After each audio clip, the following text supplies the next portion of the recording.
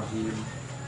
Alhamdulillahi alamin wa bihi nasta'in ala umuri dunya waddin, wassalatu wassalamu ala asyrafil anbiya wal mursalin wa ala alihi wa sahbihi ajma'in. Subhanaka la ilma lana illa ma 'allamtana innaka antal alimul hakim. Rabbi israh li sadri wa yassir li amri wahlul 'uqdatam min lisani yafqahu qawli. Terima kasih pada pengurusi majlis dan terima kasih kepada tuan rumah kerana sudi membenarkan kita berceramah untuk kali yang keempat pada malam tu. Dan tuan rumah tu merupakan penyokong dan pendukung dari tahun 1998 sehinggalah ke tahun 2013. Terima kasih atas ketekunan, atas kesabaran beliau bersama dengan Barisan Keadilan dan Barisan Pakatan Rakyat sehingga ke tahun itu. Syukran jazilan kasira kepada beliau. Saudara-saudari, bapak-bapak, ibu-ibu, abang-abang, kakak-kakak, adik-adik, bomoh-bomoh, dukun-dukun, penyokong Barisan Nasional, PBB, penyokong Parti Keadilan Rakyat, hadirin hadirat, Assalamualaikum warahmatullahi wabarakatuh.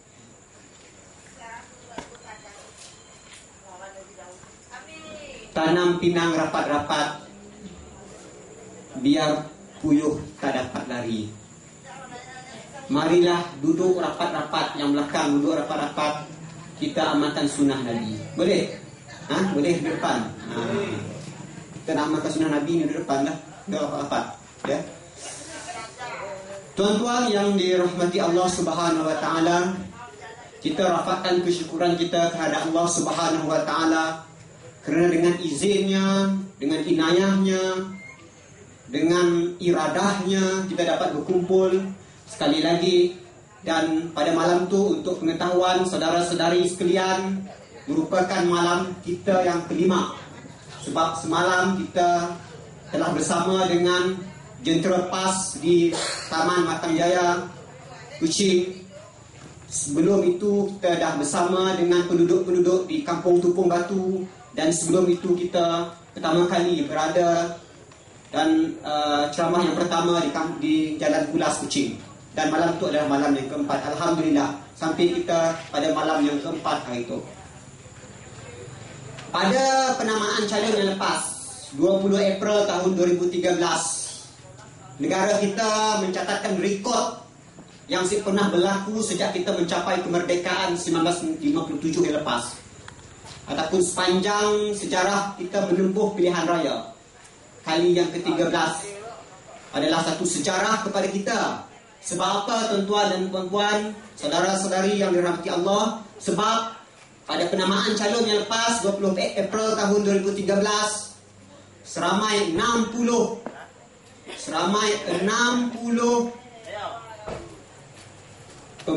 pemimpin Barisan Nasional UMNO, termasuk juga salah seorang pemimpin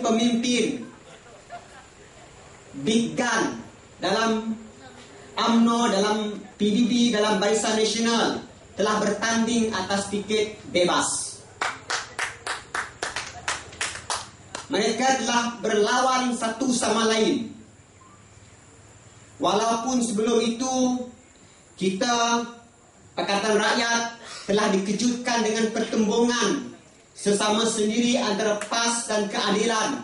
Namun atas konsensus, atas persetujuan bersama, atas persefahaman yang jitu, kita dapat selesaikan pertembungan antara kita.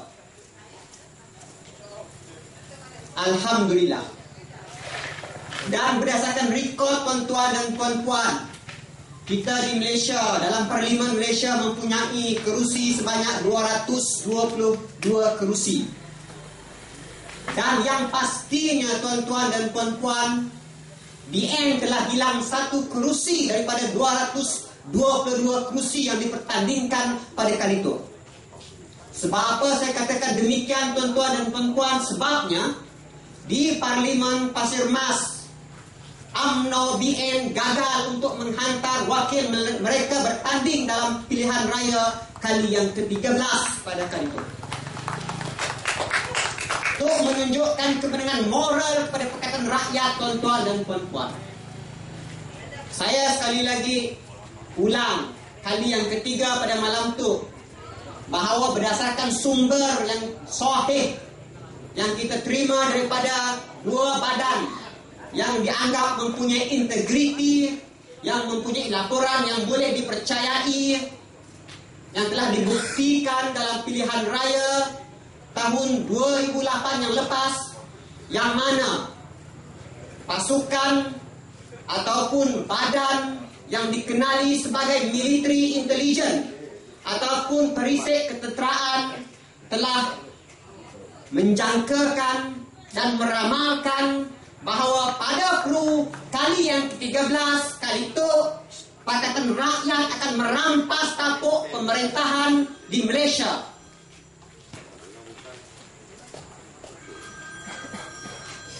Perisikan ataupun ramalan dan jangkaan yang dilaporkan oleh badan military intelligence ini disokong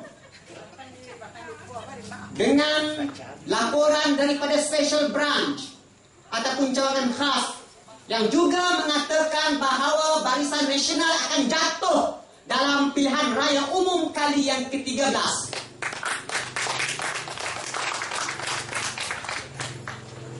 Tuan-tuan dan puan-puan, kalau tuan-tuan dan puan-puan ingat bahawa tahun 2008 yang lepas Pakatan Rakyat telah mencapai satu rekod sepanjang sejarah, yang mana Pakatan Rakyat dengan gabungan rakan-rakan dalam PAS, dengan gabungan rakan-rakan dalam DAP telah dapat kerusi sebanyak 80 lebih di Parlimen. 80 lebih di Parlimen. Dan dalam pilihan raya kali itu, tuan-tuan dan puan-puan, berlakunya pertambahan pengundi ataupun pemilih sebanyak 2 juta lebih. Dan dalam pilihan raya yang lepas, Pakatan Rakyat dari segi populariti undi yang diperolehi hanyalah kurang sebanyak 350,000 sahaja. Dan sekiranya kita melihat momentum kecenderungan pengundi-pengundi baru dalam pilihan raya kali itu yang berjumlah lebih 2 juta, insya-Allah tuan-tuan dan puan-puan, Barisan Nasional akan jatuh dalam pilihan raya umum kali yang ke-13. Tuan-tuan dan puan-puan, sebab apa kita beria-ia? Sebab apa Pakatan Rakyat beria-ia untuk menakluki, untuk merampas Putrajaya daripada Barisan Nasional? Sebab apa tuan-tuan dan puan-puan? Sebabnya ialah kita telah didedahkan, Barisan Nasional telah ditelanjangkan dengan rekod-rekod buruk yang mereka lakukan sepanjang mentadbir negara kita yang kita cintai ini. Kalau Datuk Seri Anwar Ibrahim mendedahkan keburukan Barisan Nasional, keburukan Barisan Nasional, mungkin rakyat boleh menolaknya atau tidak mempercayainya. Tetapi laporan-laporan ini, tuan-tuan dan puan-puan, dikeluarkan dan didedahkan oleh Jabatan Ketua Audit Negara, yang mana direkodkan dan didedahkan dan ditelanjangkan Barisan Nasional bahawa berlakunya ketirisan terhadap duit rakyat ataupun dana awam negara kita sebanyak 28 bilion setahun. dan direkodkan sebanyak 800 bilion sepanjang 800 bilion sepanjang 10 tahun rekod yang telah ditunjukkan oleh Barisan Nasional.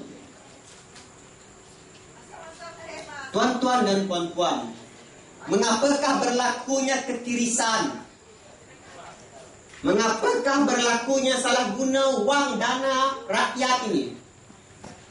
Sebabnya tuan-tuan dan puan-puan, berlakunya pengeluaran tender terus antaranya. Berlakunya monopoli dalam pengeluaran barangan dan perkhidmatan. Berlakunya dan kebergantungan kita terhadap import barang-barang makanan. Ini antaranya yang menyebabkan berlakunya ketirisan dana rakyat. Dan yang jelas dan yang parah yang berlaku dalam negara kita ialah berlakunya rasuah. Tuan-tuan dan puan-puan, rasuah jangan kita anggap, jangan kita ingat perkara yang main-main, tuan-tuan dan puan-puan. Sebuah pasukan bola yang terkenal macam Barcelona sekalipun sekiranya terlibat dengan rasuah, kalau lawan dengan pasukan bola Sukma, mungkin pasukan Sukma ini menang. Sebab apa? Sebab berlakunya rasuah. Tuan-tuan dan puan-puan, kita tidak salah kalau tentera laut di Raja Malaysia membeli kapal selam untuk menguatkan, untuk mengukuhkan barisan ketenteraan kita. Tidak salah. Tapi yang salahnya, tuan-tuan dan puan-puan, apabila Razak Baginda melalui syarikat Pri Mekar mendapat komisen sebanyak 500 juta, itu yang salah.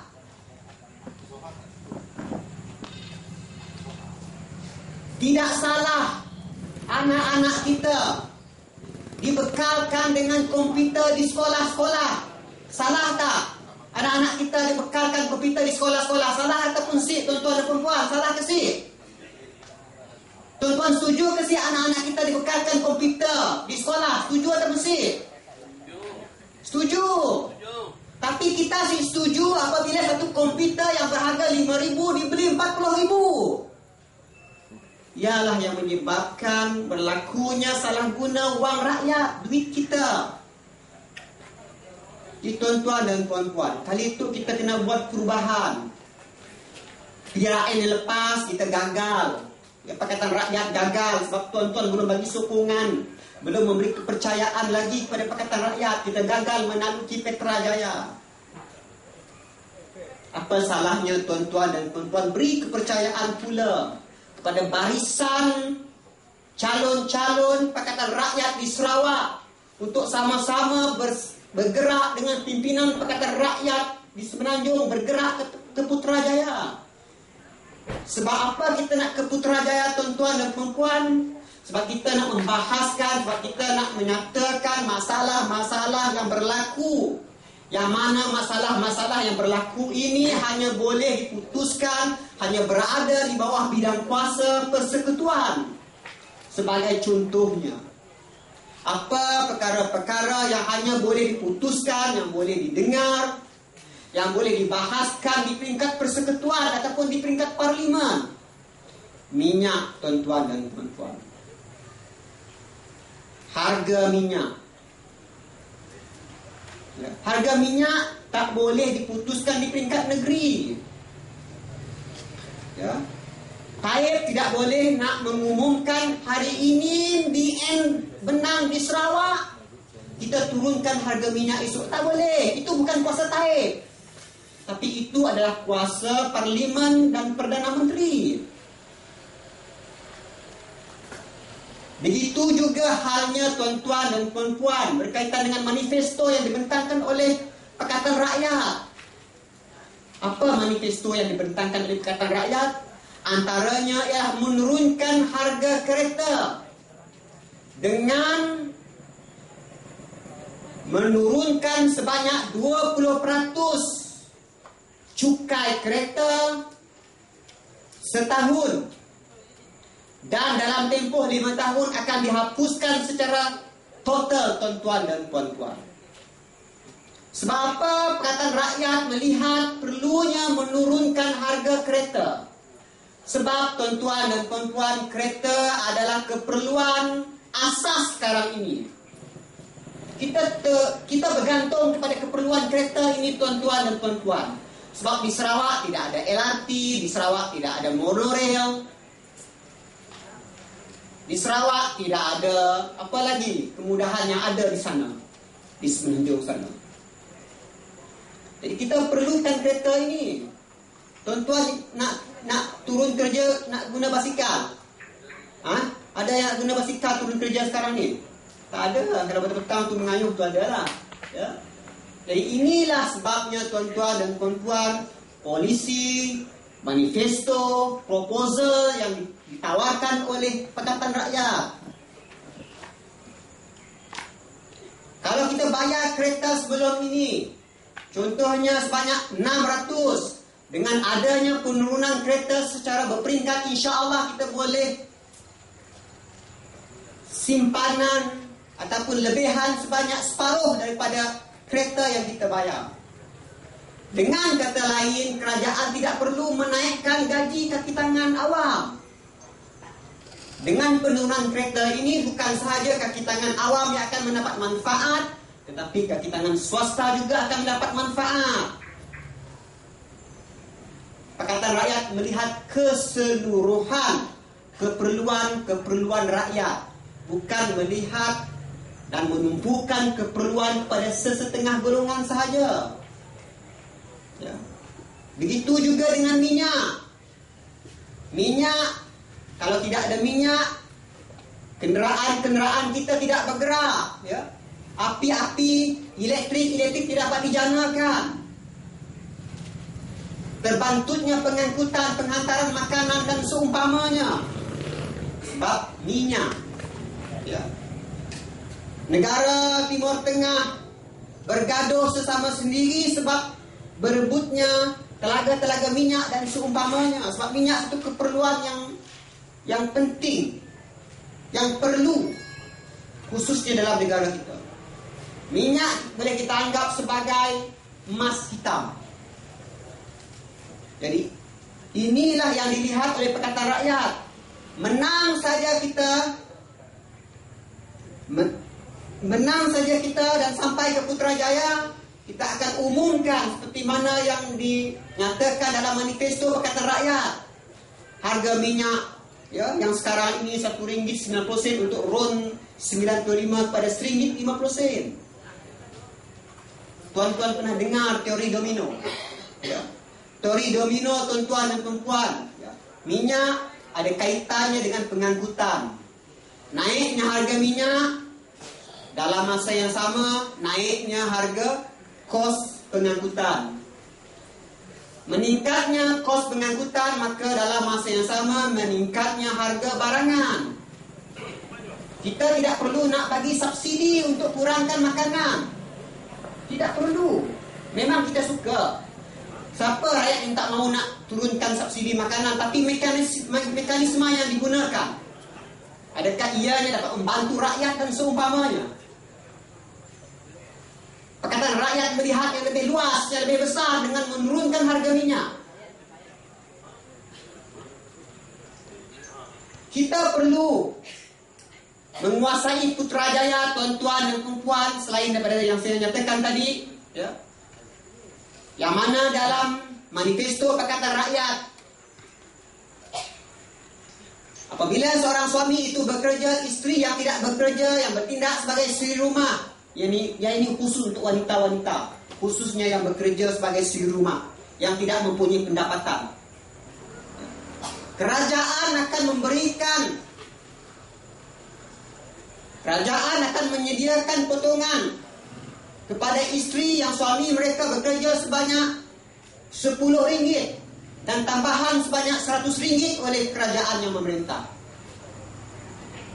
Kita tidak boleh paksa majikan untuk membuat potongan seperti EPF dan seumpamanya. Tapi yang boleh memaksanya tuan-tuan dan puan-puan ialah kerajaan.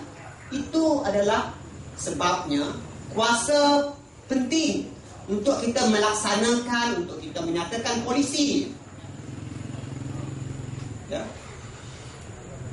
Atas dasar itulah tuan-tuan dan puan-puan, kalau kita menyingkap melihat sirah nabawiyah, ya, sejarah Nabi sallallahu alaihi wasallam, kita melihat Nabi berhijrah daripada Makkah ke Madinah dan seterusnya telah membentuk sebuah negara Madinah. Membentuk sebuah negara Madinah dengan di mana dengan terbentuknya sebuah negara yang dikenali sebagai Madinah Al-Munawwarah, maka Nabi dapat membentuk satu sistem, membentuk satu peraturan, membentuk satu perlembagaan yang akan menjaga rakyat, yang menjaga agama rakyat, yang menjaga kebajikan rakyat. Ini yang sebenarnya kita nak, perkara yang sama. Ya. Sebab siasah syara'iyah, ya, undang-undang ataupun pentadbiran ini merupakan salah satu juzuk dalam Islam.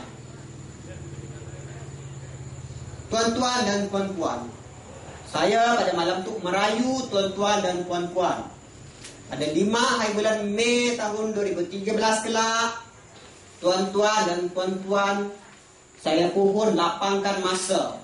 Lapangkan masa, buangkan masa sekejap, ya, untuk kita buat pilihan tuan-tuan dan puan-puan.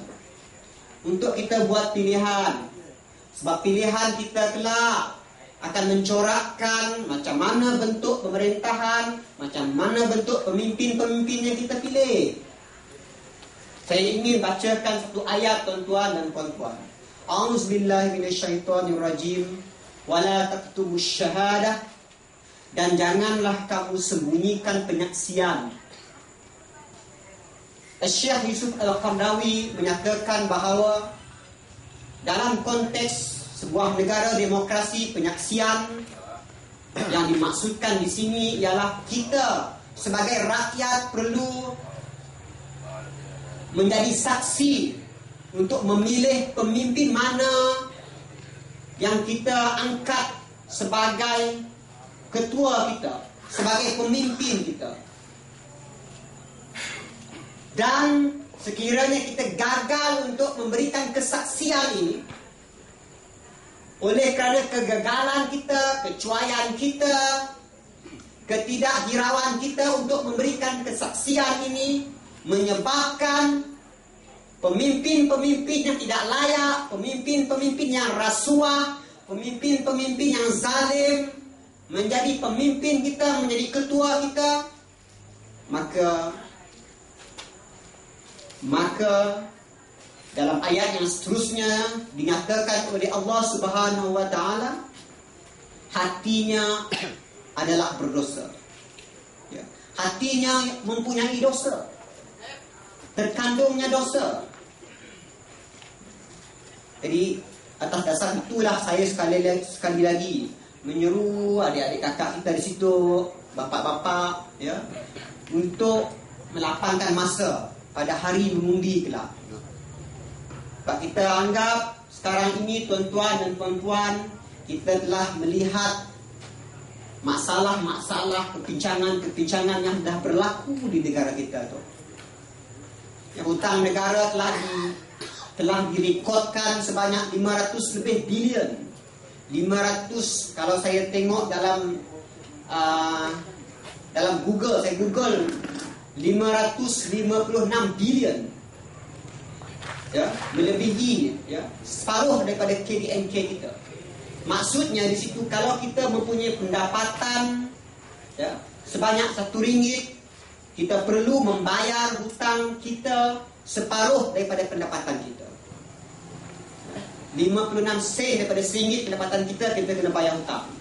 Dengan berbaki tersebutlah kita gunakan untuk menanggung hutang-hutang kita yang lain, menanggung perbelanjaan kita yang lain.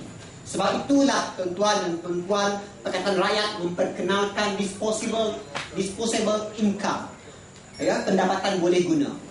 Apa yang dimaksudkan dengan pendapatan boleh guna, tuan-tuan dan puan-puan? Pendapatan boleh guna ialah pendapatan yang kita boleh gunakan setelah ditolak komitmen kita, ditolak tanggungan kita, ditolak hutang kita. Dengan pendapatan bersih itu, itulah yang dianggap sebagai pendapatan boleh guna kita. Apabila adanya pendapatan boleh guna, maka kita dapat membuat simpanan, maka kita akan dapat membuat pelaburan untuk masa depan kita dan seumpamanya.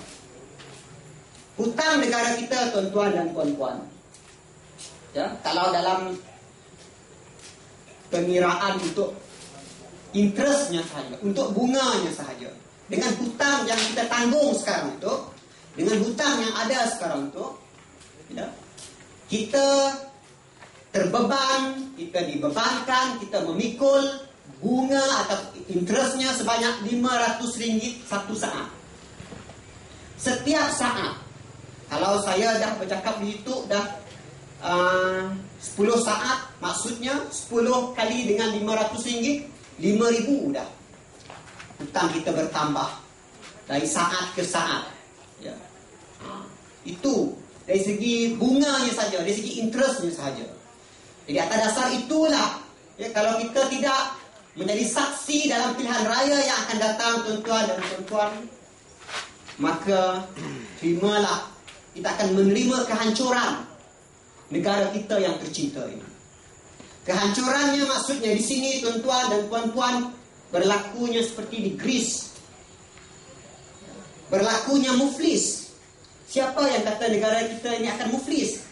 Bukan Datuk Seri Anwar Ibrahim yang kata, tuan-tuan, ya.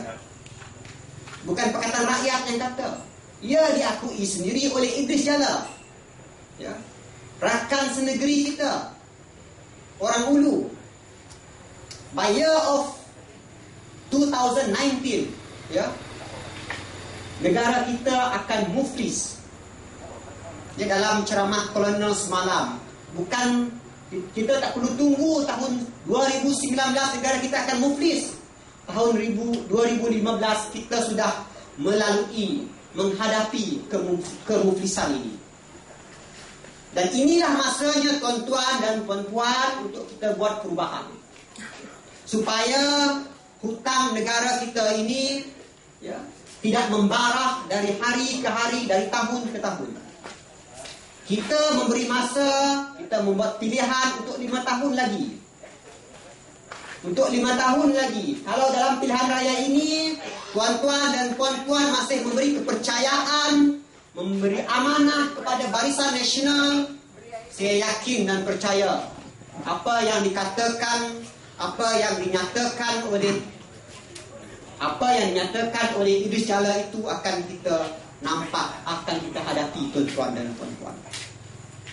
Tuan-tuan dan puan-puan, dalam tempoh berkempen ini, tuan-tuan dan puan-puan bukan saja akan didatangi oleh petugas-petugas Pakatan Rakyat, tetapi juga oleh petugas-petugas daripada Barisan Nasional PBB. Mereka ini akan meraih undi kepada tuan-tuan dan puan-puan. Barisan Nasional PBB telah menunjukkan rekod yang buruk kepada tuan-tuan dan puan-puan, termasuk saya. Jadi, adakah tuan-tuan dan puan-puan pada malam ini akan memberikan kepercayaan sekali lagi kepada Barisan Nasional PBB? Nak bagi sekali lagi ataupun si, tuan-tuan dan puan-puan? Si dengar tu. Nak bagi sekali lagi ataupun si? Tuan-tuan dan puan-puan, saya petik satu ayat dalam surah As-Sajdah yang berbunyi, Rabbana absarna wa sami'na farji'na na'mal salihan inna muqinun. Dalam surah ini Allah Subhanahu wa taala menyebut yang bermaksud, ya Allah, ya Tuhan kami telah melihat, ya Allah, kami telah mendengar, ya Allah, maka kembalikan kami, ya Allah, ke dunia, ya Allah, untuk kami melakukan kebaikan walaupun satu, sebab kami sudah yakin, sebab kami telah melihat, sebab kami telah mendengar, sebab kami telah menyaksikan. Dan sekarang tuan-tuan dan puan-puan telah menyaksikan kepincangan, keburukan, rasuah, salah guna kuasa yang berlaku. Allah Subhanahu wa taala apabila hambanya mengadu perkara berkenaan di depannya, Kami telah mendengar ya Allah, kami telah melihat ya Allah, kembalikanlah kami ke dunia untuk kami melakukan kebaikan walaupun satu. Adakah Allah Subhanahu Wa Taala akan mengembalikan kita ke dunia untuk kita melakukan amalan soleh? Tidak. Tetapi tuan-tuan dan perempuan terlalu budiman sehingga kan sampai Peru yang ke-13 masih lagi memberikan kepercayaan kepada Barisan Nasional dan PBB. Sekali lagi saya nak tanya tuan-tuan dan puan-puan pada malam ini, nak bagi dengan PBB ataupun tidak untuk pilihan raya kali ini tuan-tuan dan puan-puan? Nak bagi ataupun tidak? Kalau tidak, saya akhiri ucapan saya pada malam ini. Assalamualaikum warahmatullahi wabarakatuh. Reformasi! Reformasi! Reformasi! Reformasi! Reformasi! Reformasi! Takbir! Allahu Akbar! Assalamualaikum.